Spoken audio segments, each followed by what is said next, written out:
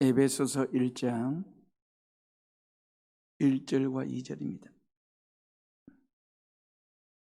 가정에서도 성경책 꼭 찾으시고요.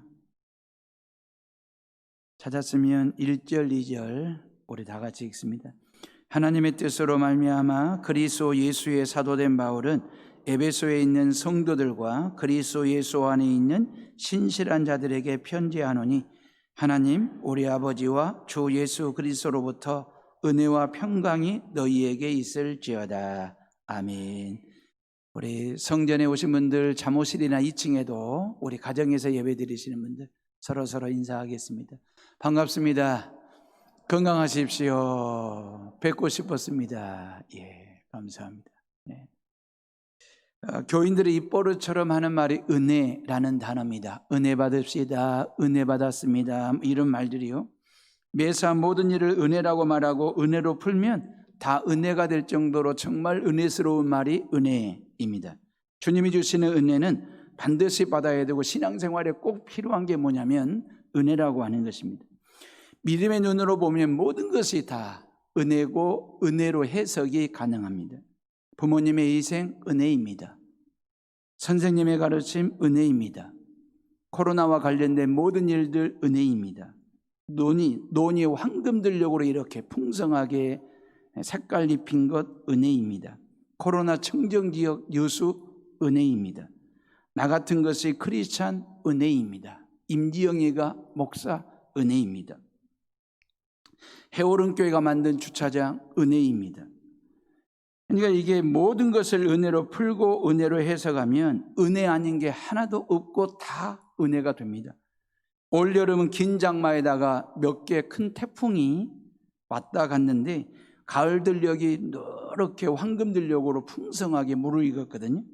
들녘의 열매가 넘쳐나듯이 이 가을에 여러분들의 삶 가운데 하나님의 은혜가 넘치기를 주님의 이름으로 축원합니다. 그러면서 신앙기초 시리즈 13번째 오늘은 은혜에 대해서 말씀을 드리려고 합니다.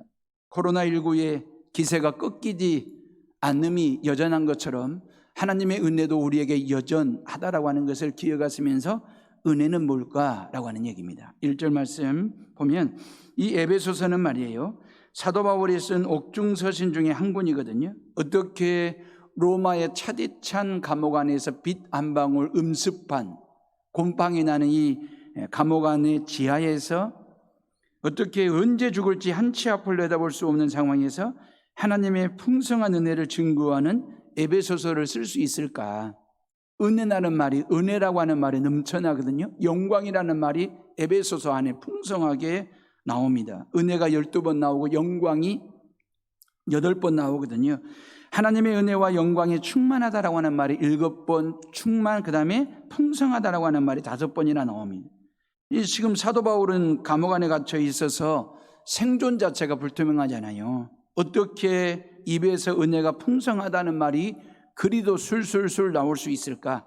영광이 가득하다라고 하는 말을 그렇게 편안하게 쓸 수 있을까? 내일 모레 취도새도 모르게 죽을지도 모르는 사람이 뭐가 그리 행복하다고, 뭐가 그리 영광스럽다고, 뭐가 그리 살만하다고 하나님의 은혜가 풍성하고 충만하다라고 얘기할까? 이거 그냥 헛소리 아닐까?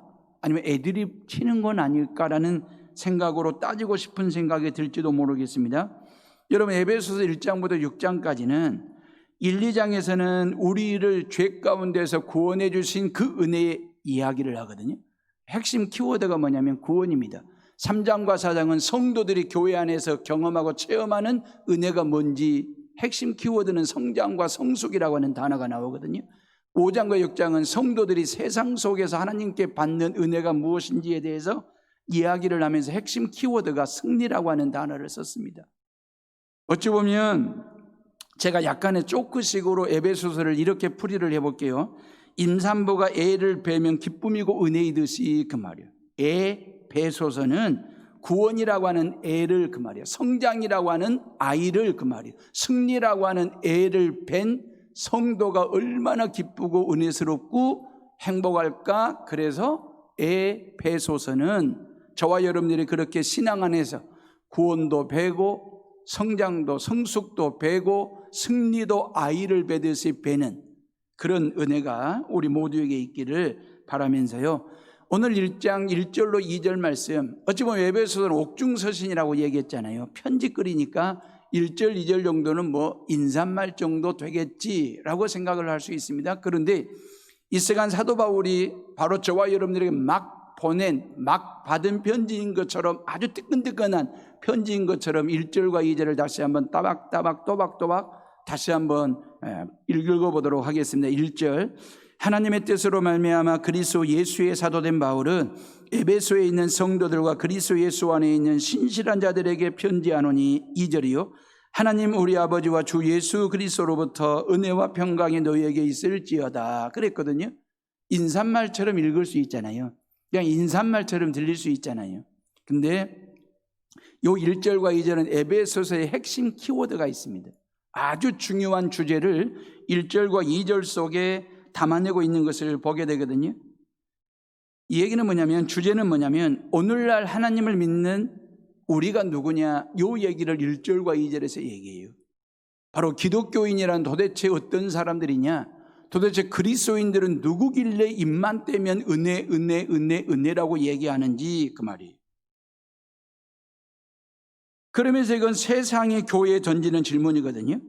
세상 사람들이 교인들에게 묻고 싶은 궁금증이 뭐냐면, 당신들은 도대체 누구요? 그 말이에요. 그 질문 앞에 나는 하나님의 은혜로 사는 사람입니다라고 하는 정확한 답을 가지고 사는 사람들이 바로 저와 여러분들이다라고 하는. 그렇다면 뭐가 은혜냐 그 말이에요. 1절 말씀 봐보세요. 자, 하나님의 뜻으로 말미암아 그리스도 예수의 사도된 바울은 에베소에 있는 성도들과 그랬잖아요. 에베소에 있는 성도들, 여수에 사는 성도들, 이 말이거든요. 성도라고 하는 말은 한문으로 해석하면 거룩한 백성, 거룩한 무리, 거룩한 사람, 그 뜻이거든요. 제가 여러분들에게 하나 물어볼게요. 여러분들 거룩한 백성이 있습니까? 이 여수 땅에서 거룩한 시민들이 있습니까? 이 질문 앞에 모두가 다 고개를 숙인다고요. 이 질문 앞에 모두가 다 부담스러워 한다고요. 그래도 거룩한 백성, 거룩한 시민이라고 한다면 도덕적으로, 윤리적으로 깨끗하게, 진실되게, 성실하게 산다라고 하던 삶의 기준이, 그런 격이 있어야 되는데, 아무리 생각해봐도, 내가 나를 생각해봐도 믿지 않는 사람보다 더할 때도 있고 덜할 때도 있지만, 나는 거룩한 시민, 거룩한 백성이라고 말하기에는 뭔가가 부족한 사람, 뭔가가 갖추지 못한 사람이니 나는 거룩한 백성 아닙니다 라고 손사래를 치고 싶고 노 그러고 싶을 거예요. 다시 말하면 내가 생각하고 있는 성도 거룩한 백성이라고 하는 이 논리 속에 빠지면 나는 노우가 되는 거예요. 당신 거룩한 백성이십니까? 라고 하는 이 질문 앞에 어느 누구도 오케이 할 수 있는 사람이 없다는 거예요. 그러면 이러한 질문을 캐톨릭 교인들이 말하는 성인, 이 성인과 비교하면 우리는 더 큰 열등감을 갖게 되고 캐톨릭 교인들 앞에서 쫄게 돼 있거든요. 왜냐하면 소위 캐톨릭에서는 성인이라고 하는 제도가 있지 않습니까? 한국 캐톨릭에는 성인 103명을 모시고 있습니다. 캐톨릭에서 성인 103명 말입니다. 지금 주로 구한말 그 대원군 시대에 순교했던 분들인데, 이들 가운데는 신부도 있고 평신도도 있거든요. 과부도 있고 처녀도 있고, 그 다음에 심지어는 궁녀도 103명 성인 중에 포함되어 있거든요. 교황 바오로 23세가 한국 땅을 오래전에 방문하셔가지고 이러한 103인을 시성식을 한 거예요. 성인이라고 공인을 해준 것이거든요. 그냥 캐톨릭 교회의 성인은 보통 사람과는 다른 탁월한 믿음을 가졌거나 희생적인 삶을 살았거나 나라와 민족 앞에 엄청난 어떤 공적과 공로를 남긴 사람들을 캐톨릭에서 지정하고 정해가지고 그 사람에게 성인식, 시성식을 해주는 거예요. 그래가지고 축일이라고 하는 게 있잖아요. 캐톨릭에서는 성인 되는 날을 우리가 생일 맞이하듯이 축일을 정해놓고 성인을 기념하는 그런 미사를 드리고 있거든요. 그러면 기독교가 말하는 성도나 캐톨릭이 말하는 성인이나, 영어로 말하면 세인트거든요. 성인이나 성도나 성도나 성인이나 의미는 같은 건데 그 말이에요. 사도 바울이 에베소 교회 교인들을 향하여 성인이라고 얘기한 게 아니거든요. 성도라고 말할 때 캐톨릭에서 말하는 성인 개념으로 말씀하셨을까요? 아니거든요. 만약에 성인 개념으로 성도라고 했다면 에베소 교회 교인들은 아주 탁월한 신앙심을 가지고 있든지, 아니면 순교자적인 삶을 살고 있든지, 아니면 수도원에 들어가서 평생 기도하거나 성경을 연구하고 있든지, 아니면 나라와 민족을 위해서, 아니면 에베소의 복음화를 위해서 순교를 했든지, 그 정도의 믿음은 돼야 성인이 될 수 있는 것이거든요. 그런데 사도 바울은 그들을 향하여 성인이라고 말하지 않고 성도라고 얘기하고 있거든요. 우리도 마찬가지지만, 자, 에베소는 지금의 터키 소아시아 지역이죠. 터키 서쪽 지중해 쪽에 있습니다. 제1의 항구입니다. 그러다 보니 우상 숭배의 메카였습니다. 에베소는 거리마다 골목마다 홍등과 창녀촌이 있었습니다. 성적으로 타락한 도시였습니다. 이런 에베소 교회에 세워진 교회를 다니는 교인들이 깨끗하게 살았을 거다, 거룩한 삶을 살았을 거다, 천만의 말씀입니다. 왜? 신앙의 초짜들이거든요. 이제 사도 바울을 통해서 막 복음을 접한 사람들입니다.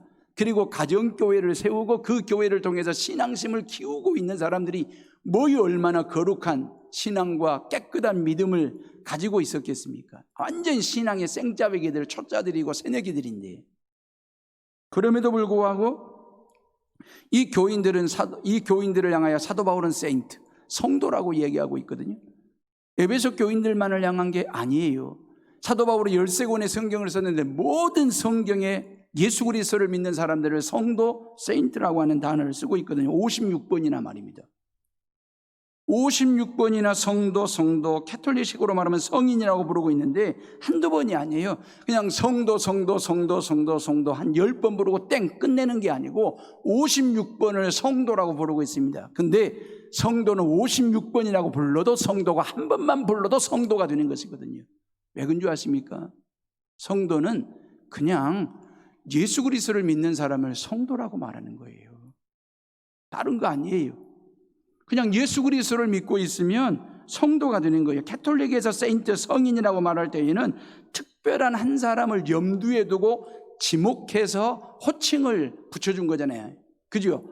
뭐 어떤 순교자적인 삶을 살았다든지, 아니면 순교를 했든지, 아니면 평생 수도원에 들어가서 성경을 공부하거나 기도하는 삶을 살다가 죽었든지, 아니면 나라와 민족과 인류 역사를 위해서 테레사처럼 말입니다, 성 프란체스코처럼 말입니다, 어떤 업적이 될 만한 공적과 공로를 쌓은 빛을 발한 삶을 산 사람이라고 하는 어느 한 사람을 지목해서 성인이라고 얘기하는 거예요.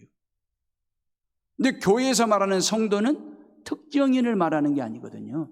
누구 한 사람을 지목하는 얘기가 아닙니다. 누구든지 예수 그리스도를 믿기만 하면 성도라는 거예요. 거룩한 백성이라는 거예요. 이게 기독교의 가르침이에요. 여러분, 목사냐 장로냐 권사냐가 성도의 기준 되는 거 아니고요. 예수님이 이제 10년차, 20년차, 30년차냐, 아니면 2대째, 3대째 신앙의 연수가 성도의 기준 되는 것도 아니고요. 교회 앞에 어떤 공로가 있느냐, 어떤 공적을 쌓았느냐가 성도의 기준 되는 것이 아니고,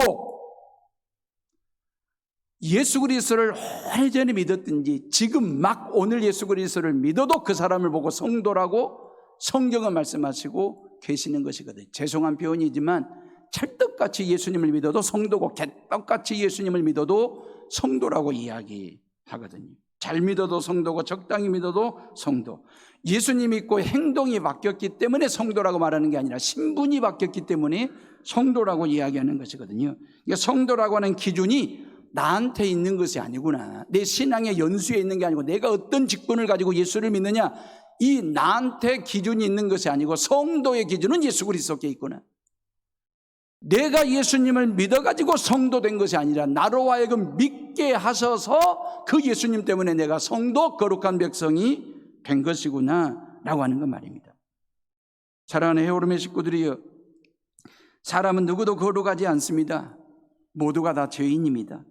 이런 죄인을 거룩하신 하나님이 나에게 찾아오셨고 나를 영접해 주신 거예요. 나를 초청해 주신, 예수 안으로 나를 이렇게 영접해 주신 거예요. 어찌 보면 이 시간 이 예배도 여러분들이 예수님 찾아와서 해오른교회에 와서 예배를 드리는 것 같지만 해오른교회에 오도록 예배에 참여할 수 있도록 저와 여러분들을 끌어주시고 밀어주시고 이 자리까지 오게 하신 예수 그리스도만입니다. 내가 예수님을 영접해서 성도가 된 것이 아니라 나 같은 걸 예수님이 영접해 주시고 당신 안에 초청해 주셔서 성도가 된 거예요. 거룩한 백성, 성도라고 하는 그 기준은 나한테 있는 게 아니에요. 예수님에게 있는 거예요. 그래서 그냥 예수 믿으면 성도예요. 거룩한 백성이에요. 누가 여러분들에게 당신 성도요 물으면 도덕적으로 윤리적으로 계산하지 마세요. 저울질하지 마세요. 예수님 믿고 있으니까 예, 나는 성도입니다. 나는 거룩한 백성입니다라고 당당하게 자신 있게 말할 수 있는 성도들 되시기를 주님의 이름으로 축원합니다. 자, 그렇다면 예수 믿는 사람이 성도인 이유는 뭘까? 사도 바울은 단 한마디로 정리를 해줘요. 1절 말씀의 중반절에 바울은 에베소에 있는 성도들과 그리스도 예수 안에 있는 신실한 자들에게 편지하노니 그랬어요. 그리스도 예수 안에 있는 신실한 자. 여기서 핵심 키워드는 그리스도 예수 안에 그 말이에요. 예수 안에, 그리스도 안에 이 말이거든요. 이 말은 뭔 말이냐면 예수 그리스도가 믿음의 중심이라는 뜻입니다. 예수 그리스도가 우리 삶의 중심이요 우리 신앙의 중심이 된다라고 하는 것입니다. 여러분들의 삶의 중심에 뭐가 있습니까? 여러분들의 삶의 중심에 무엇을 두고 사십니까? 돈입니까? 권력입니까? 아니면 게임입니까? 아니면 스마트폰이 여러분들의 삶의 중심에 떡 하고 자리를 잡고 있습니까? 여러분들의 삶의 중심에 예수입니까? 아니면 예수 외에 다른 것이 그 중심 센터를 잡고 있습니까? 여러분들은 지금 어디에 계십니까? 예수 그리스도 안입니까? 예수 그리스도 밖입니까? 돈 아닙니까? 권력 아닙니까? PC방 아닙니까? 스마트폰 안에 갇혀 있습니까? 도대체 내 삶의 중심에 뭐가 있는지 그 말이에요. 내가 어디에 있는지 정확한 삶의 포지션을 가지고 있느냐 그 말이에요. 누군가가 여러분들을 찾아오셔서 당신은 누구십니까? 라고 물을 때에 정확한 여러분들의 삶의 포지션 말입니다. 나는 예수 그리스도 안에 있는 예수 그리스도를 믿는 성도입니다라고 하는 정확한 답을 가지고 살아야 된다. 이 답에 대해서 당당하게 자신감을 가지고 이야기해야 돼요. 그래 가톨릭 성도들 앞에서 쫄 것도 없어요. 그들은 기껏 성인을 누구 한 사람으로 지목해서 얘기하지만 교회에서는 저와 여러분 모두를 다 성도라고 거룩한 백성이라고 하나님께서 그리 인정해 주시니 그 말이에요. 어찌 보면 예수 안에 그리스도 안에 있는 사람이 성도인데 이게 은혜로운 삶이잖아요. 근데 어찌 보면 당연한 말인데 당연치 않은 것처럼 들리는 이유는 뭘까요? 그리스도를 믿노라 하면서도 그리스도와 무관하게 사는 그리스도와 상관없는 신앙생활을 인생을 사시는 분들이 종종 있거든요. 매주 교회를 나와요. 같이 예배를 드리고 있어요. 같이 찬양 불러요. 다 같이 찬송 부르고 다 같이 기도하고 다 같이 조금 전에 헌금도 드렸어요. 다 같이 하나님의 말씀을 지금 듣고 있어요. 근데 정작 내 삶은 그 예수님과 아무런 상관없는 삶을 사는 거예요. 무관한 삶을 사는 거예요. 교회를 다니고는 있는데 예배를 드리고 있는데 그 예배의 감격과 감동이 내 안에 없어요. 주중의 삶이 예배답지를 못해요. 예수 안으로 들어와 있지만 정작 예수님과 상관없는 삶을 사는 거예요. 예를 들자면 엠마오로 내려가는 2명의 제자들과 예수님이 지금 동행하고 있지 않습니까? 그 2명의 제자들 곁에 예수님이 계시거든요. 근데 예수님을 곁에 두고도 예수님인지를 못 알아보는 엠마오로 내려가는 2명의 제자들의 영적 둔감한 말입니다. 이게 우리에게 있을 수 있다 그 말이에요. 영적으로 둔감해진 것 말입니다. 이 코로나19 시대에 그 말이에요. 코로나의 두려움과 감염에 대한 공포로 인하여 우리가 영적으로 눌리고 눌려가지고 우리가 영적으로 민감해야 되는데 영적으로 둔감해져가지고 예수님이 나와 함께하고 계심에도 예수님이 나와 함께 동행하고 계심에도 불구하고 우리가 일상생활 속에서 그 예수님을 놓쳐버릴 때가 그 말이에요. 그 예수님을 예수님으로 알아보지를 못하는 영적 둔감성 말입니다. 이 코로나19를 극복하는 방법이 뭔지 아십니까? 영적으로 민감해져야 됩니다. 예수님이 나와 함께하고 있고 예수님께서 내 가는 길에 동행하고 계신다라고 하는 이 믿음이 강력한 방역이 되셔서 이 코로나로부터 우리를 지켜주실 뿐만 아니라 가정과 교회와 여수 땅을 지켜주신다는 사실을 믿으시기를 주님의 이름으로 축원합니다. 둔감한 사람들은요, 안경을 쓰고도 내 안경 어디 있어 하고 온 방을 찾아다녀요. 그러면 참 그 모습이 얼마나 우스운지 몰라요. 안경 네 얼굴에 있잖아. 그러면 보면 안경 쓰고 있는 거예요. 이 정도로 우리가 둔감해질 때 그 말이에요. 요셉과 마리아 부부는 예수님 데리고 유월절 지키려고 예루살렘에 갔다가 예루살렘에다가 예수님을 두고 3일 길을 나사렛 동네로 내려올 정도로 예수님을 두고 다니는 사람들, 우리일 수 있다 그 말이에요. 예수님을 잊어버리고 그 말. 예수님을 두고, 예수님을 예루살렘에 두고 그냥 나사렛 동네로 내려와 버렸어요. 우리는 이렇게 깜빡깜빡 예수님을 잊어버리고 예수님을 두고 다닐 때가 있을 수 있다 그 말이에요. 스마트폰 잊어버리면 난리가 납니다. 큰일 납니다. 근데 예수님이 잊어버린 것은 아무렇지 않습니다. 큰일 날 일도 아닙니다. 주일날 교회에서 예배를 드리고 모든 성도들이 다 빠져나간 그 성전을 관리하시는 관리 집사님들이 더러 우리 교회뿐만 아니라 다른 교회도 마찬가지예요. 성도들이 두고 간, 말이 두고 간 거지 잊어버리고 간 성경책의 주인 없이 나뒹구는 성경책들이 더러 있다 그 말이에요. 어느 누구도 교회 사무실에 전화해서 성경책 찾는 전화하는 사람이 없습니다. 물론 주중에도 얼마든지 와서 찾아갈 수 있겠지만 근데 스마트폰 두고 가면 반드시 전화가 옵니다. 찾습니다. 스마트폰만 못한 성경책. 성경책은 둬도 되고 잊어버려도 되고 스마트폰은 두면 안 돼. 잊어버리면 안 되는 거예요. 영적으로 민감하냐 둔감하냐 라고 하는 건 말입니다. 12제자들이요, 한밤중에 예수님이 바다 위를 걸어서 당신들을 찾아왔을 때 12명의 제자들이 예수님을 귀신인 줄 알고 기겁을 한 적이 있잖아요. 우리들도 이렇게 얼빵할 때가 있다 그 말이에요. 예수님을 헛개비처럼 말이에요. 그렇게 보는 건 말입니다. 저와 여러분들의 삶 가운데 절대 예수님을 잊어버리지 않기를, 예수님을 두고 가지 않기를, 늘 예수님과 함께 동행하는 삶을 살아가는 성도들 되시기를 주님의 이름으로 축원합니다. 영적으로 둔감한 게 아니라 민감한, 영적으로 촉을 세우고 살아가는 것 말입니다. 그리스도 안에 라는 말은 엔 크리스토라고 하는 말이거든요. 사도 바울의 애용구입니다. 사도 바울이 썼던 성경 13권 중에 보면 164번에 걸쳐서 반복해서 그리스도 안에, 예수 안에, 예수 그리스도 안에 라고 하는 말을 계속해서 반복해서 쓰고 있는, 어찌 보면 사도 바울의 깊은 신앙 체험과 신학 체계를 말해주는 고백이 그리스도 안에라는 말이거든요. 그리스도와의 신비적인 연합을 이룬 표현이지요. 예수 그리스도와 영적 일체 한 몸이 된 온전한 그리스도인임을 가리키는 말이거든요. 예수 안에와 예수 밖의 인생은 전혀 다른 인생입니다.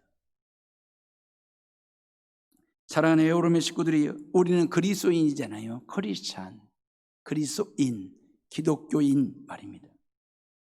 그리스도인이라고 하는 말도 바울 공동체인 안디옥 교회에서 생긴 말이거든요.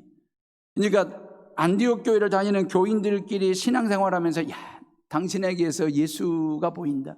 정말 당신에게서 예수님 다움이 보인다. 그래서 우리 그리스도인이라고 이름 지어서 서로가 서로를 그렇게 부를까? 그리고 교인들끼리 만들어낸 이름이 아니에요.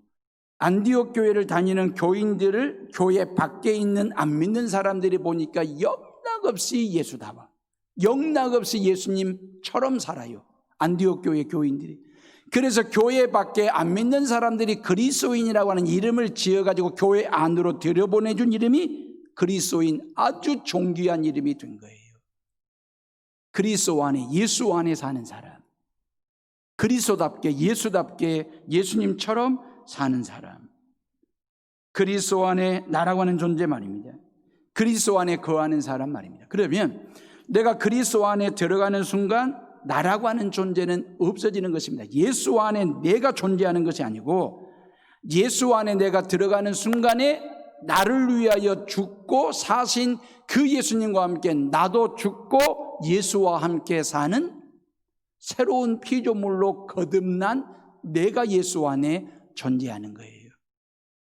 이걸 우리는 영적 중생이라고 말하고 거듭남이라고 얘기하는 거예요. 이게 엔 그리스도, 예수 안에서 가능한 거예요. 우리가 은총을 받았습니다. 나에게 은혜가 주어졌습니다. 내가 구원받았습니다라고 하는 말은 하나님께서 나에게 은혜를, 구원을 어떤 위문품 주듯이 주는 것이 아니고 어떤 선물 보따리를 택배 탁송하듯이 그렇게 보내주는 것이 아니고, 그렇다면 뭐가 은총이고 은혜이냐면 우리의 존재가 변하는 것을 은혜라고 말하는 거예요. 저와 여러분들의 존재가 변하는 것을 은혜라고. 그래서 하나님께서 나라고 하는 존재를 우주의 미아처럼 영적인 고아처럼 내버려 두지 않고요, 예수 그리스도 안으로 나를 초청하셔서 예수와 관계를 맺고 살 수 있도록, 그래서 하나님을 아바, 아버지라고 부를 수 있도록 그런 권세를 저와 여러분들에게 주신 것, 이게 은혜다 그 말이에요. 그러니까 그리스도 안에라는 말은 공간적인 의미도 있지요. 우리의 포지션을 얘기하는 거니까. 그리스도 밖에 있던 저와 여러분들이 그리스도 안으로 들어와 성도가 되었으니까 공간적인 의미도 있지만 이건 도구적인 의미도 있습니다. 그리스도 안이라는 말은 죄사함은 예수 그리스도를 통해서만이 가능해요.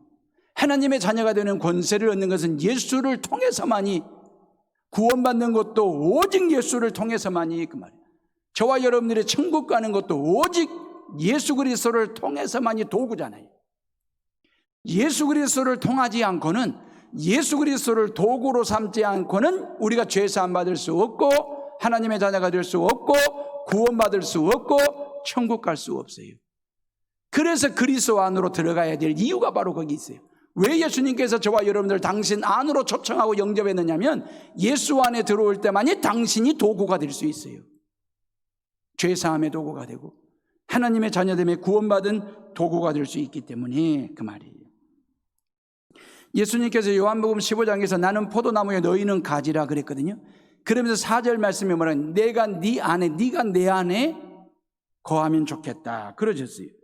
주님이 내 안에 거하신다라고 하는 말은 주님께서 주인 되시고 주님이 모든 것을 책임져 주시고 주님께서 모든 걸 다 지켜주시고 함께 하신다라고 하는 약속의 말씀이거든요.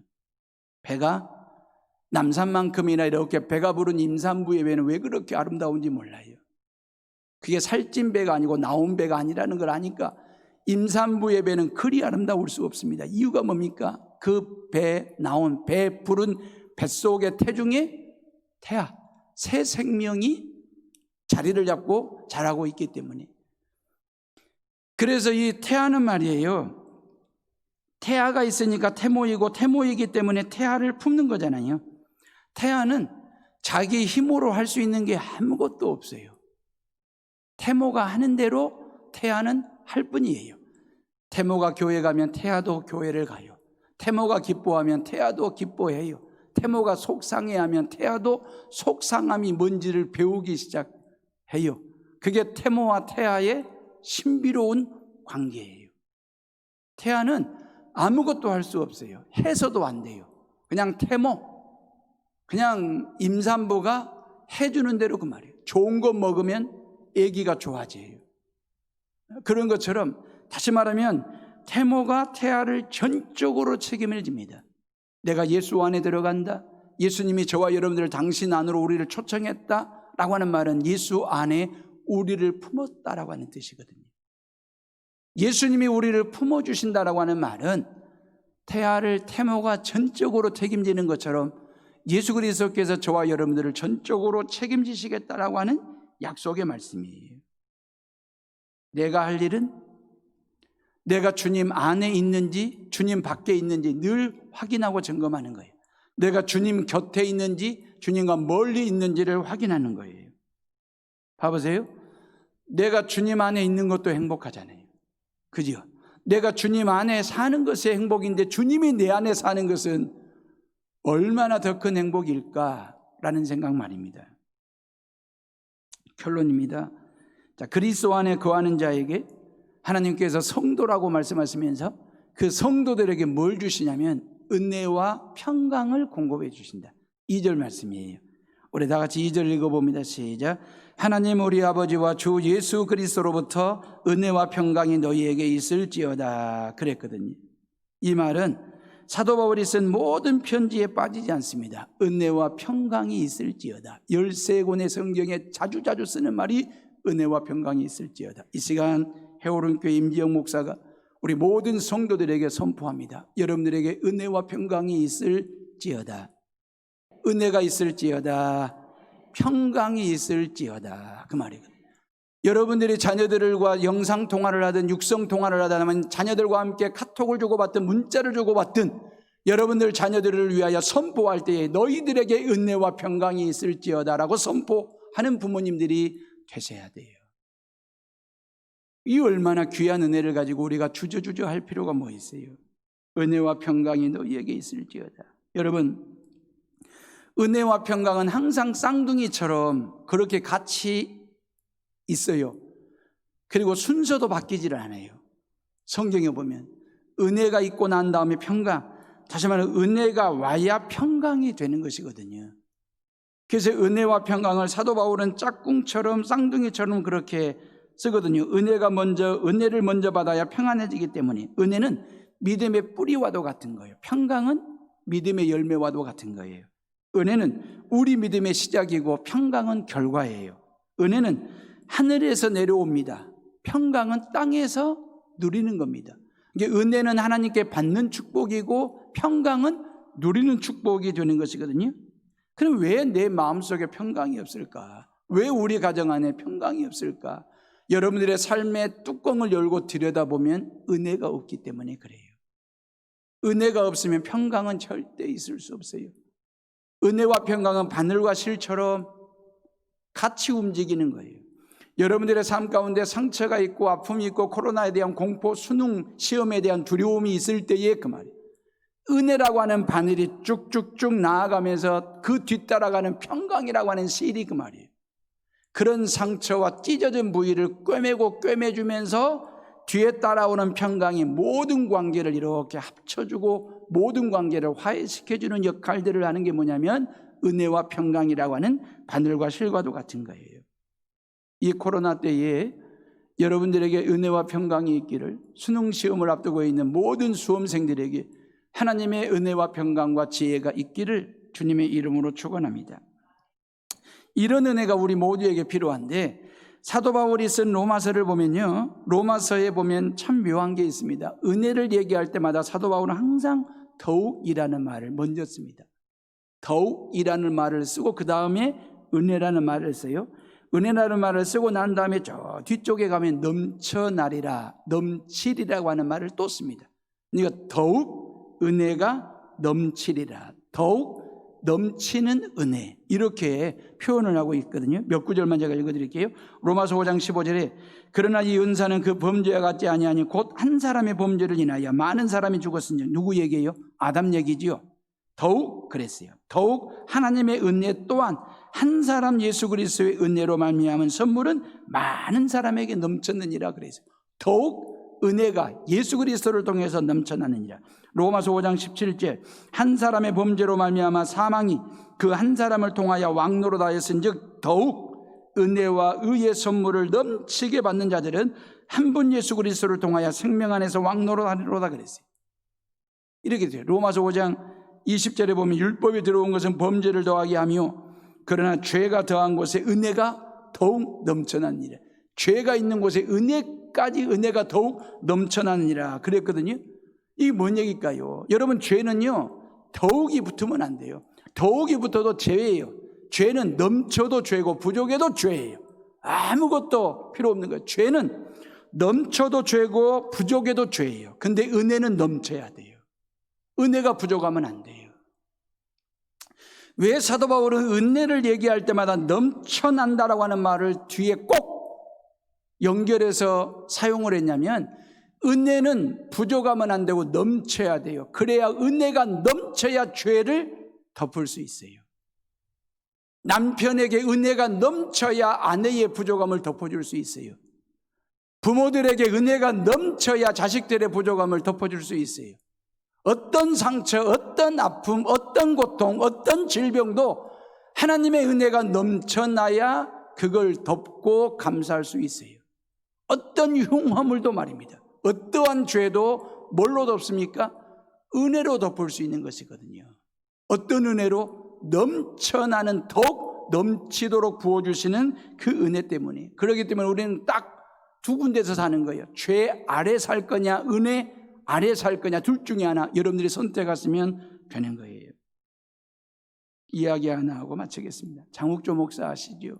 장욱조 목사님, 옛날 대중가수, 작곡자였고 가수였거든요.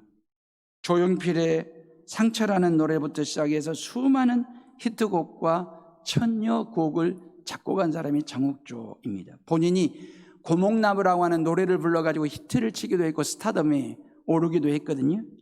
아마 저보다 나이가 드신 분들은 고목나무라는 노래 아마 기억나실 텐데 이런 거죠. 저 산마루 깊은 밤 산새들도 잠들고 우뚝 선 고목이 달빛 아래, 그런 노래예요. 외롭네 옛사람 간 곳 없다 울 리도 없지만은 만날 날 기다림이 오늘이 또 간다 가고 또 가면 기다린 그날이 오늘이 같구나, 이런 노래거든요. 들어보면 한번 들어봐 보세요. 참 오랜만에 들어보면 참 서글픈 노래예요. 아주 애잔한 노래거든요. 고목나무라고 하는 노래는. 이런 노래가 히트를 쳤어요. 스타덤이 올랐어요. 그래서 음반 제작하면서 사업이 기울면서 장욱조의 사업이 쫄딱 망하게 됩니다. 집까지 다 뺏기게 됩니다. 그리고 길거리에 나앉은 알거지가 됩니다. 장욱조 가정이. 그때 부인, 아내가 지인들에게 생활비 돈 꾸러 다니다가 지인들을 통해서 예수 믿으라고 전도를 받아요. 그리고 아내가 먼저 교회를 나가요. 그리고 난 다음에 남편 장욱조를 데리고 같이 예수 믿자고, 교회 가자고. 남편 데리고 가서 예수를 믿게 되는데 연예인 성도단과 함께 나 같은 죄인 살리신 이 찬양을 부르다가 장욱조가 성령을 체험하게 됩니다. 엄청난 은혜를 받게 됩니다. 눈에서 눈물이 쏟아집니다. 그리고 예수님을 만나게 됩니다. 그러면서 예수 안에 들어와 성도가 되고 하나님의 거룩한 백성이 됩니다. 그러면서 자신의 최초의 신앙을 고백하듯이 예수님 믿고 난 후 첫 하나님께 올려드린, 만들어서 올려드린 노래, 복음성가가 생명나무라고 하는 노래입니다. 아마 생명나무라고 하는 노래, 장욱조 목사님을 모시고 이 시간 한번 직접 생명나무라는 노래를 한번 들어보도록 하겠습니다. 들어주세요. 장욱조 목사님이 하나님 만나 가장 먼저 불렀던, 들으세요. 만든 찬양입니다.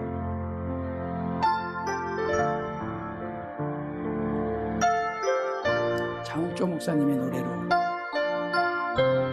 들으시면 됩니다.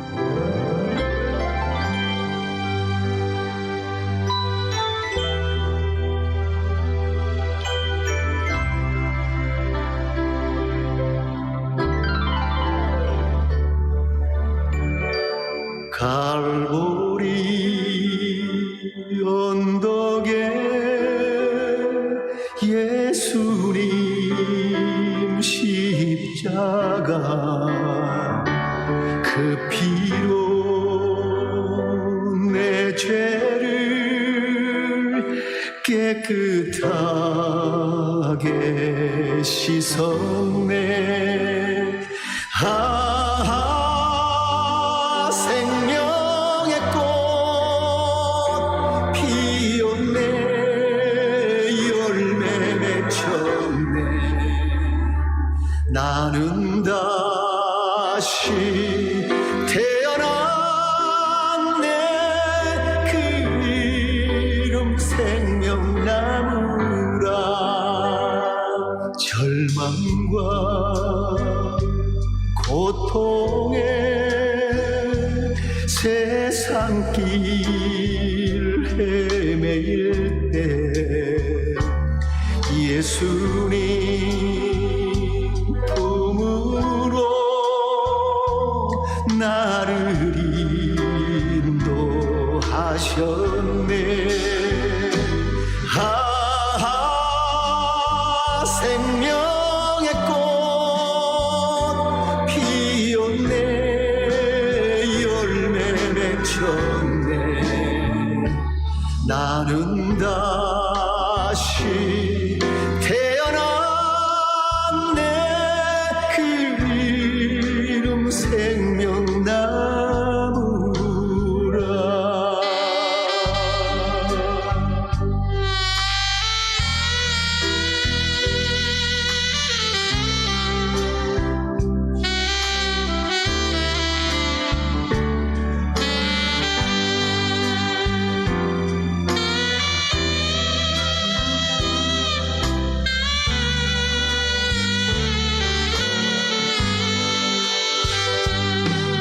나온 인생길 부끄러운 뿐이지만 주님의 은혜로 감사만이 넘치네. 생명의 꽃 피었네. 열매 맺혔네. 나는 다시 태어났네. 그 이름 생명나무라. 나는 다시 태어났네.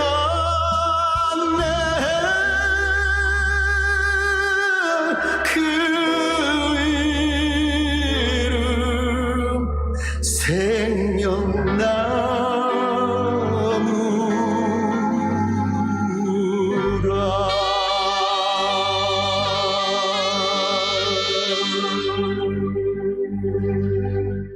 본 어게인 한 거예요. 예수 안에 들어와서 변화된 거예요. 그리고 하나님 앞에 결단합니다. 다시는 밤무대에 돈 벌러 나가지 않으리라. 그리고 모든 걸 하나님께 맡기리라. 그러면서 마태복음 6장 33절, 그런즉 누구든지 너희는 먼저 그의 나라와 그의 의를 구하라. 그리하면 이 모든 것을 너희에게 도와주리라. 이 약속의 말씀을 부여잡고 삽니다. 그러면서 하나님의 인도하심을 받습니다. 놀라운 기적이 일어납니다. 그 가정 안에, 그 가정에 하나님의 은혜를 받습니다. 1년 6개월 만에 그 엄청난 빚을 다 갚아요. 하나님께서 집까지 주셔요.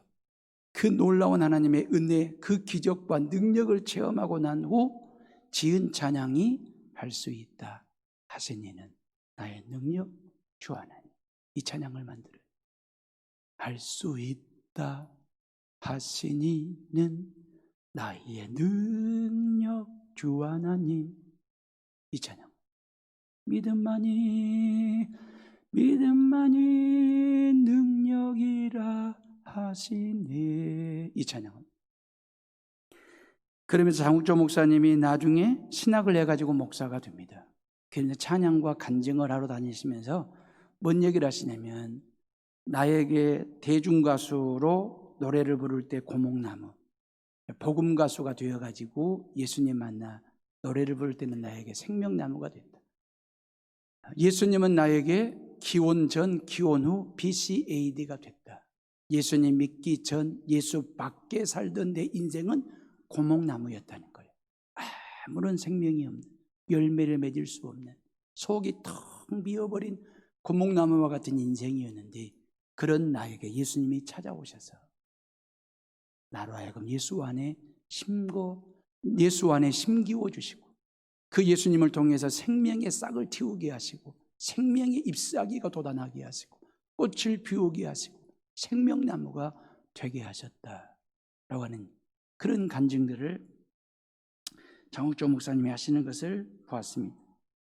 예, 저와 여러분들도 마찬가지입니다. 모두가 다 지난날 예수 밖에 살던 저와 여러분들이 예수 안에 들어와 성도가 됐습니다.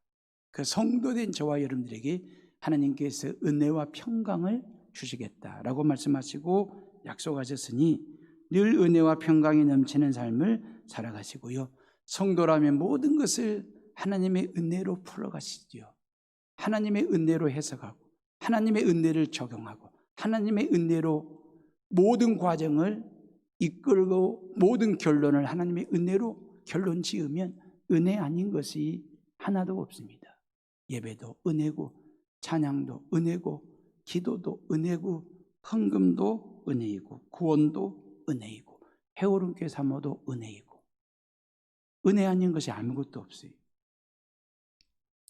여러분들이 성전에 들어올 때마다 발열 체크하는 아가씨, 목소리로 봐서는 아가씨 같지는 않고 아줌마 같은데, 그 아줌마가 당신 체온은 정상입니다. 이 말이 얼마나 은혜스러운지.